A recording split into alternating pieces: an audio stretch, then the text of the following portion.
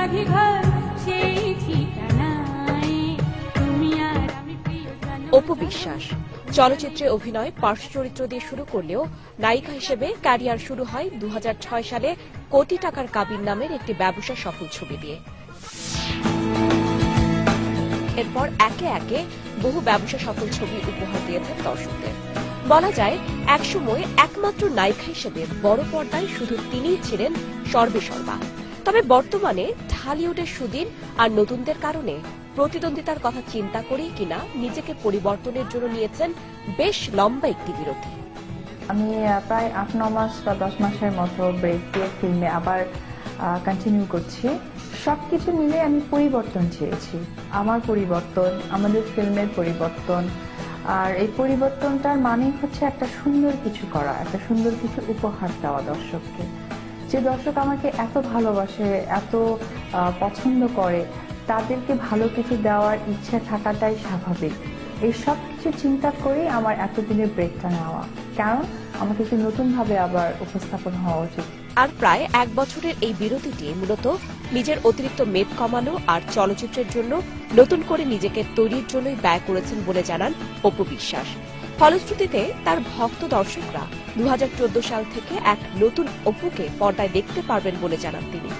আগে অপু ছিল একটু বালতি, আর এখন অপু একদমই জিরো ফিজিক্স যাকে বলে, কারণ আমি প্রায় 20 কেজি ওয়েট লুজ করেছি। আর এখন নতুন অপু 2014 থেকে স্টার্ট হবে, কারণ আমি দর্শকদের সাথে সারা জীবন থাকতে চাই। কারণ দর্শক আমার অনেক আপন, আমার বলতে গেলে আমার ফ্যামিলি মেম্বার, এবং দর্শক আমার কাছে সেম। আর ফিরেছেন শাফিউদ্দিন শাফির পরিচালনায় শাকিব খানের বিপরীতে red the colour of love নামের রোমান্টিক কমেডি ঘরানার একটি ছবি দিয়ে। এখন যে সেটে আমি আছি, এই ছবিটার নাম হচ্ছে রেড কালার অফ লাভ।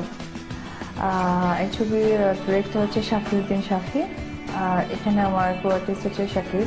এখন আমি যে ছবিতে আমার ক্যারেক্টার যেটা প্লে করছি, সেটাতে আমার নাম হচ্ছে বন্যা। আর এই ছবিতে আমি অনেক বড় লোকের একটা মেয়ে থাকি, আর হচ্ছে বাট আমার চলাফেরার স্টাইলটা একদম অন্যরকম। আমার গাড়ি আছে, সবকিছু আছে, তারপর আমি এটাতে বাসে চলাফেরা করি, একটু ফান করি, অনেক দুষ্টু প্রকৃতি।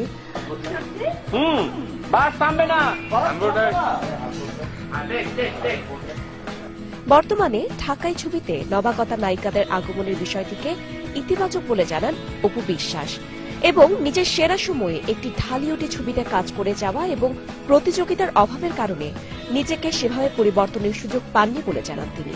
সেই সাথে নতুনদেরও চলচ্চিত্রে আসার আহ্বান জানিয়ে চ্যালেঞ্জ ছুড়ে দেন তাদের প্রতি।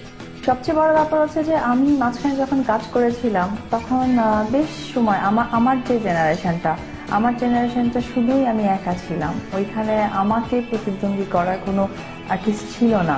আমার কাছে মনে হয় যে কম্পিটিশন না থাকলে ভালো বা মন্দ যাচাইটা করা যায় না। তো আমি চাই যে কম্পিটিশন যত হবে তত ভালো কিছু গুরুত্বটা বেড়ে যাবে। তো আমি তাদেরকে অ্যাপ্রিসিয়েট করি যে এখন যারা আছেন আরো আসেন, আরো কাজ করেন, যাতে আমরা সবাই মিলেমিশে সুন্দর করে আমাদের মধ্যে ভালো কাজের কম্পিটিশন করি।